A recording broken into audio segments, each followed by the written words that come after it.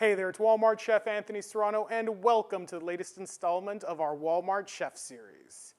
I'm glad to have you in my kitchen today, and I thought it'd be fun to share with you some of my family's favorite quesadilla recipes. Yes, quesadillas, because come on, who doesn't love that ooey gooey cheesy goodness of a good quesadilla? Now, I'm a second-generation chef, and I grew up in the restaurant business, and sometimes a quesadilla just hits the spot, right? So first up, I'm going to be making a rotisserie chicken quesadilla. So I love getting the rotisserie chickens at Walmart, get them, shred them, have it that night for dinner, have the leftover rotisserie chicken the next night and make some quesadillas with it. But what I've also been using lately is our freshness guaranteed rotisserie chicken. It's already all packaged, it's already shredded, seasoned, it's ready to go. I love using that. So first up, we're going to be doing our rotisserie chicken quesadilla. Then I'm going to be showing you how to make our grass-fed beef fajita quesadilla. And I have two fun little cremas I'm going to show you how to make as well. So what do you say we get cooking and have some fun? All right, it's time to make our rotisserie chicken quesadilla. So what I start off with first is the filling. I get a pan, I get it nice and warm, then I'm going to add a little bit of oil to the pan. Just like that. I like using the Great Value avocado oil. It's got a lot of great flavor and the smoke point is high.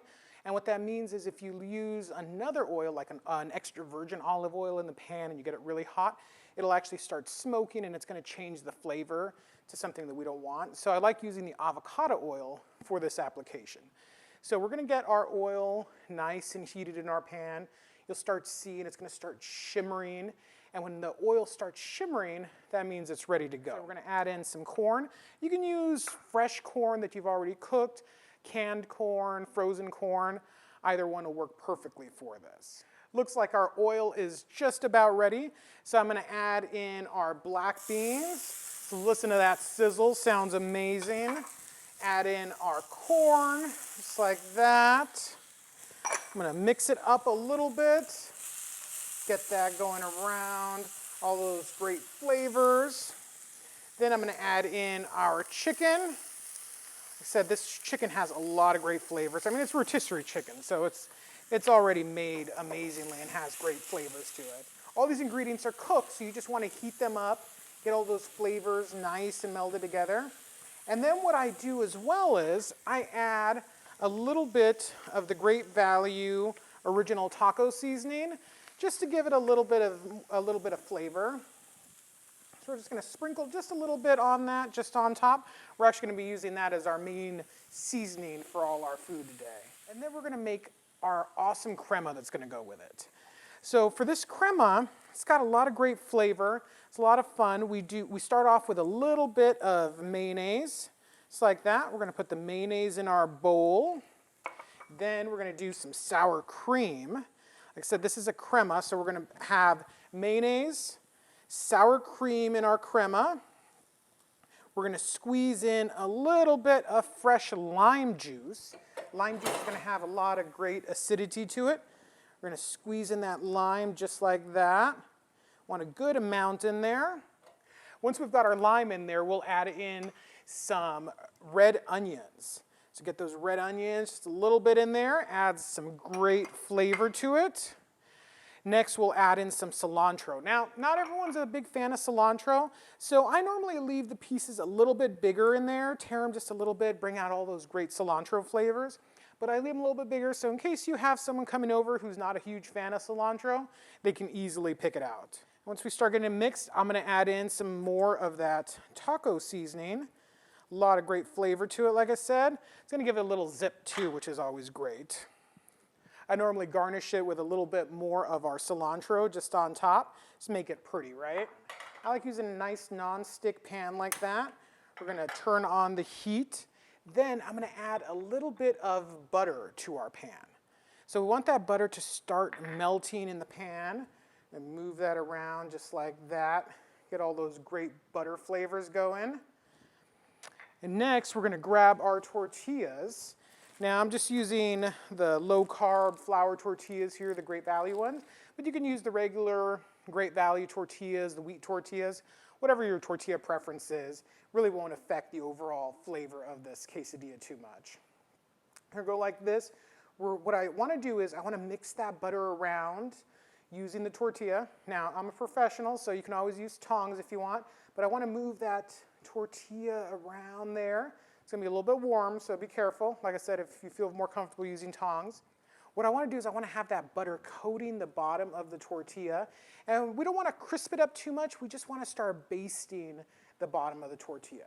So we're going to grab our tortilla and flip it over. So it's got a nice, beautiful sheen to it. And for this tortilla, what I like using is the Great Value Fiesta Mix. I'm going to put the Fiesta Mix cheese all over the quesadilla, just like that. You can always get crazy and put cheese on both sides of the quesadilla. I love doing that. And just like that. So we want a good amount of cheese on there. And we're just going to sprinkle that on top. We want to make sure that we get all the ingredients nicely on both sides of our quesadilla. And what you can do here is you can always make a double layer quesadilla. You want to make sure that that quesadilla comes out crispy. You can always cook your quesadilla on a griddle or on a grill itself. That's fun ways to cook the quesadilla as well. You don't have to use a pan. And our quesadilla is almost ready. Look at that. It's got beautiful color. It's getting nice and crispy. All the cheese is melting together. This thing is looking and smelling beautiful. And our quesadilla is just about ready. Then I put it on a plate, and I put it on our plate just like that. And the cheese is like 99% melted. With all the carryover heat, it'll finish melting. You don't want it to get too crispy on the outside. And our first quesadilla is done. Now we're going to cook my personal favorite quesadilla, a steak fajita quesadilla. For this quesadilla, we're going to use the market side grass-fed beef. You can go with a ribeye. It's got a lot more marbling. It's going to be a little bit juicier, but it's definitely going to be a little bit more on the fatty side. Or you can do the market side grass-fed sirloin. It's definitely going to be a little bit more lean, which means it's not going to be as tender, but it's going to be full of great flavor. Or if you want to go somewhere in between, I'd go with the market side New York style cut steak. So this one's got a lot of great flavor. It's not super lean, but it's not super marbled either. So it's got a lot of great flavor though. So this is the steak I'm going to use today. As you see, it's got great color, looks awesome. It's definitely a winner. And normally what I would do is I'd get a piping hot cast iron pan, get the pan as hot as I can, put a little bit of avocado oil in there, wait till it starts shimmering. You want that pan, this cast iron skillet, to be 400 degrees, maybe a little bit hotter. And then you're going to put your steak in there. And I cook it for about 3 to 4 minutes on each side, but I like my steak medium rare. So if you want a doneness it's a little bit more, you definitely let it cook a little bit longer. Then once you have your steak completely done, I remove the steak, loosely tent over some aluminum foil over the steak, and let it rest for about 10 minutes before you slice it. So I've already sliced it. It's ready to go for the next step in our fajita process. And that's one of the things is sometimes I get a nice big steak and I might have leftovers. This is a great way to use your leftover steak in your fajitas. Another great thing is if you want to make this chicken fajitas, you can use that rotisserie chicken we used earlier and put that into your fajitas as well. So in order for the next step, we need to cut our veggies. So I'm going to show you a quick little tip that I like to do with my bell pepper. So we get our bell pepper and we stand it on our cutting board, right? Just like that. And then we got a nice sharp knife. We make sure we're holding it. And we slice it into planks like this. See, just like that. It's going to give us some nice slices of bell pepper without getting so many of those seeds in there. This is actually really simple. I do this all the time. Helps us keep those pesky seeds out of our food, and just slice it real nice, just like that, into planks. I like keeping the nice bigger parts of the vegetable in my fajita. I find it sort of fun, gives it a little bit extra texture. So our cast iron skillet is nice and hot. I see it shimmering, so listen to that sizzle. We're going to put the rest of these bell peppers in here.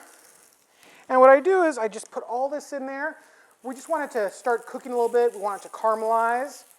Once we get a little bit of that brown starting on our bell peppers, then we'll add in our steak. There's a lot of different ways that you can cut your avocado. Some are a little bit more safe than others, but this is one of my preferred methods. If you're a little shy on cutting them, you're afraid you're going to cut yourself, you just, with the palm of your hand, you hold that avocado down on your cutting board. You can always use a towel as well. Like I said, if you're not too confident, you're a little bit scared of the avocado, you can do it like that. And you just cut around that pit, and you turn it, and look at that. Easy peasy. Now, this one where it gets a little dangerous, normally you can use a towel as well, but I find what the best thing is, you get a towel or use your hand, and you just very lightly, you get that knife, and you just tap it in there. Then you turn the pit around, and it comes out really, really easily. See how easy that was? Super, super easy. Then I'm going to show you how to make one of my favorite sour cream sauces. It's an avocado salsa verde crema. So we'll start off with the sour cream. That's how it gets its name, right? Get our sour cream, and we're going to add it to our little bowl right here, just like that. Put that great sour cream in there. It's going to have a lot of good flavor. And you know, this is going to have a little bit of a kick. So we have our sour cream. Then we're going to add in some avocado, just like that. Avocado is going to add more of that creaminess to it, that great flavor. Then we're going to add in a little bit of the salsa verde. Now, I normally add a little bit at a time because that salsa verde has got a little bit of a kick to it. So you don't want to get too much of that heat level. I just want a little bit of it. But if you really like something spicy, definitely add more of that salsa verde. And this is the Great Value salsa verde, which is one of my favorite salsas. You might be wondering what makes it verde, which means green. And a salsa verde is actually a tomatillo-based salsa. So you see those little green tomatoes with that little husk around them? Those are called tomatillos, and that's what the Great Value salsa verde is made out of. Put a little bit of our onion in there. You can also throw in some cilantro to really make it green if you want, to keep with that green theme. We're going to put in some of our taco seasoning in there, and just mix it like that. And now we have a beautiful and tasty avocado salsa verde crema that's going to go lovely with our quesadillas. It looks like our veggies are just about ready, so it's time to add in our steak. We're going to mix all that up nice like that, get everything all nice and hot. If you want to cut the bell peppers into smaller pieces and the steak, you definitely can. I like keeping those nice big slices of bell pepper and steak inside of my quesadilla. So just like that, get it all nice and warm. Then we're going to put in some more of this taco seasoning just to give it some great flavor. It's got a little bit of spice, a little bit of salt to it. Then we're going to add a little bit of lime juice. Now to make our quesadilla, I'm going to add a little bit of our butter into our nice hot pan again. We're going to get our tortilla. We're going to get it a little bit wet there with the butter. We don't want the tortilla to get crispy. We just want it to start developing some great flavors. That butter is really going to help make it taste great. Just like that, we want it to cook in there for a few seconds. Then we're going to get that tortilla, flip it around. What I like doing is putting the Great Value quesadilla cheese on top of the tortilla. It's a really great melting cheese. It's very similar to like a mozzarella. I'm going to put some more green onions on our avocado salsa verde crema. It's going to have a lot of great flavor. You're going to like it. Now, our quesadilla is almost ready. So what I'm going to do is I'm going to put our steak and bell peppers, our fajita filling inside of our quesadilla, just like that. So we're going to press down on this bad boy just like that. Get it all nice and melted. It's getting nice and crispy. Yep, looks just about ready. And just like that, we made two amazing, ooey gooey, tasty quesadillas. Our market-side, grass-fed beef fajita quesadilla with that luscious avocado salsa verde crema, and our rotisserie chicken, corn, black bean quesadilla with that tasty cilantro lime crema.